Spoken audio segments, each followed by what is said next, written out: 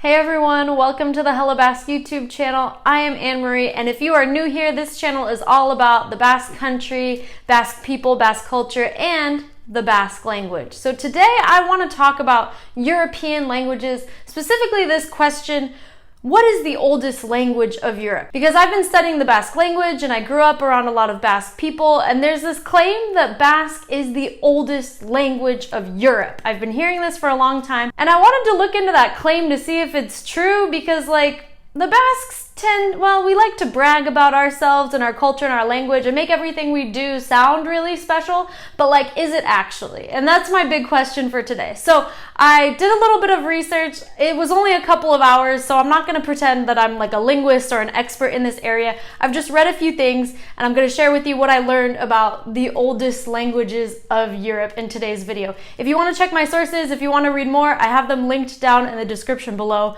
But first things first, we need to talk about what does it even mean to be the oldest language in Europe? Because, it's hard to tell when a language originated, and even if we did know when a language originated, it's not like one language and its ancestor language had a clean break within one generation. Do you know what I mean? So saying that Basque is the oldest language is kind of like saying, my family's the oldest family in the world. We all have ancestors. Languages all have ancestor languages, and so it's really hard to pinpoint kind of where one language begins, one language ends. So with that in mind, there's different layers of old that we can unpack here. So we can talk about the oldest written language or the oldest record of a language that we have. We could talk about how conservative a language is, meaning how close the spoken language today is to how it used to be hundreds or thousands of years ago, how close the languages are to their former counterparts. We can talk about languages that are still being spoken today versus dead languages, because there's plenty of old languages like Latin, but it isn't spoken today. So is that the oldest language? I don't know. So there's lots of different layers to this. Let's unpack kind of the top contenders. When you look up oldest languages of Europe, what comes up first? I'm going to start talking about the Basques because that's what this channel is all about, but we're going to get into some other European languages. But first things first, according to Bizkaia Talent, which is a nonprofit agency in Bizkaia in the Basque country, they have a whole page dedicated to why Basque is the oldest language in Europe. Now, they do qualify it as the oldest living language in Europe, meaning that it is still spoken today. So the Basque language is considered very old because it existed in the area of the Basque country before the Romans showed up. And so it's a language that's older than all of the Romance languages in Europe and the Celtic languages around as well. So in that sense, Basque is the oldest living language still spoken today in Europe that's been consistently spoken in the same geographical area, if that makes sense. Now, Basque is really interesting for other reasons. So since it's not an Indo-European language like the Romance languages, like French and Spanish, it's non-Indo-European, which makes it interesting. But also linguists have found that it's a language isolate because they can't figure out what other languages it's related to. Now, that's not to say that it hasn't been related to other languages throughout its history.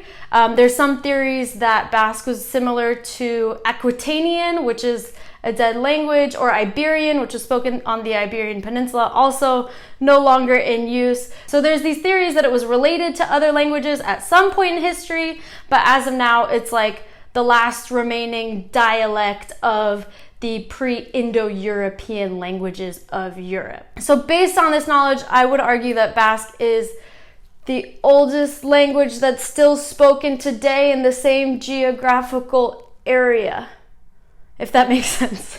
So that's Basque, but let's talk about the Indo-European languages themselves. So linguists have named Proto-Indo-European as the original Indo-European language that all these other languages in Europe came from. Not all of them, but many, like Romance languages, Slavic languages, Germanic, Celtic. So let's talk about what's often thought of as the oldest language in Europe, and that is Greek. Because Greek is the oldest written language in Europe. There's written records of the Greek language that are over 3,000 years old, so they've got everybody beat. So if you don't have written records of your language, it's kind of hard to say really how old it is. So Greek at least is one that we can point to and be like, okay, it's been around for at least this number of years. Now, whether current day Greek that's being spoken in Greece, how similar it is to the Greek from 3,000 years ago, different question, but Greek is definitely a super old language. Now, moving on to Lithuanian. This one came up quite a few times, and to be honest with you, before research for this video, I didn't know anything about Lithuanian, so if I say anything wrong here, I apologize. But from what I've read, Lithuanian is part of the Eastern Baltic branch of the Indo-European language family, and it is considered by many to be one of the most conservative Indo-European languages today. But what does that mean? That means that Lithuanian as it's spoken today, in terms of its grammar and the way it sounds, it hasn't changed significantly throughout its history. Some linguists have also said that Lithuanian has retained a lot of the characteristics of this Proto-Indo-European language much better than other Indo-European languages. So because of that, a lot of people consider Lithuanian to be the oldest Indo-European language of Europe. Next up, we've got Icelandic, which is a Northern Germanic language of the Indo-European language family. Now, Icelandic is interesting to me because it is descended from Old Norse, which was a language brought over by the Vikings from Norway over to Iceland when they settled around the 14th century. And Icelandic as a language today, it has changed very little since that original Old Norse, so it's said to be one of the most conservative Germanic languages in Europe. But moving on to another island nation, we're looking at Irish Gaelic coming out of Ireland. Now, this is a Celtic language that is also part of this Indo-European language family. Irish Gaelic is particular when we're talking about this question of written language because Irish Gaelic has the oldest vernacular literature of Western Europe. What does that mean? That means when the rest of Europe, people were speaking their own languages, their own vernacular, but they were writing things down in Latin. Now, while people were doing that in mainland Europe, people in Ireland were writing down their own Irish Gaelic language, which is not something that can be said for much of the rest of Europe. Now, in some things that I've read, Irish Gaelic is like a little more of an iffy contender for the oldest language of Europe because its ancestor language was around before Roman and Anglo-Saxon invasions to Ireland.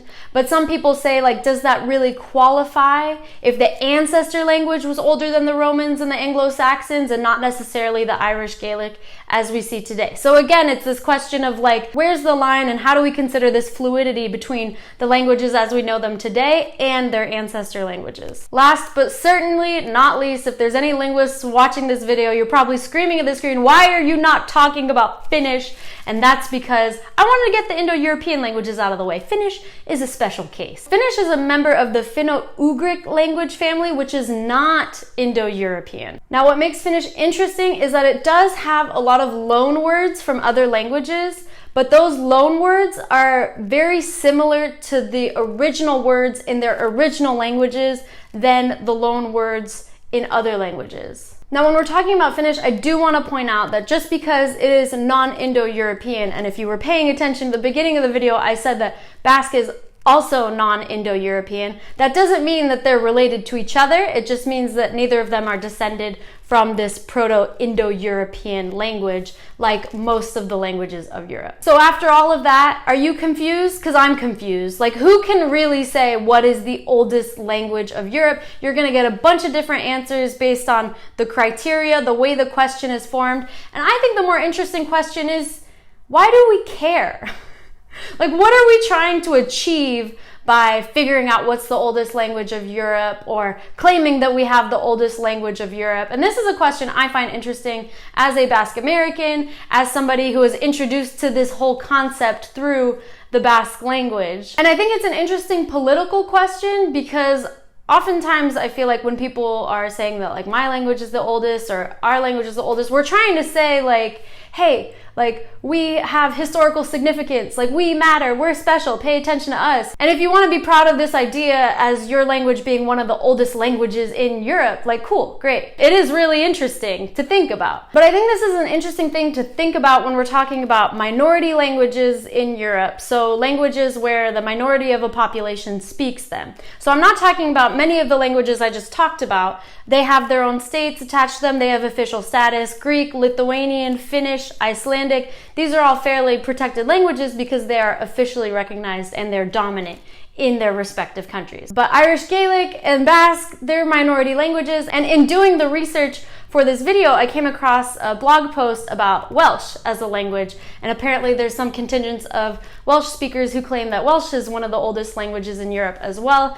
And this blogger was basically bringing up that while it's interesting for us, like within this minority group, to reflect on our history and find something to be proud of within our languages, especially when those languages are being repressed by the state. This Welsh blogger was also making the case that sometimes this argument of like we have the oldest language can be used against minority populations by the dominant culture as putting them in a box of, oh, you guys have an ancient language, it's in the past, it's prehistoric, like it's not relevant to modern times. So personally, I just think it's interesting, this question of like claiming that you have the oldest language, like how that can be used politically in different ways. So I'm not saying you should claim you have the oldest language or not. This is a whole big discussion about like, what does it even mean when somebody says that this is the oldest language of Europe? So I don't know how well this video answered the questions you were hoping to have answered in it.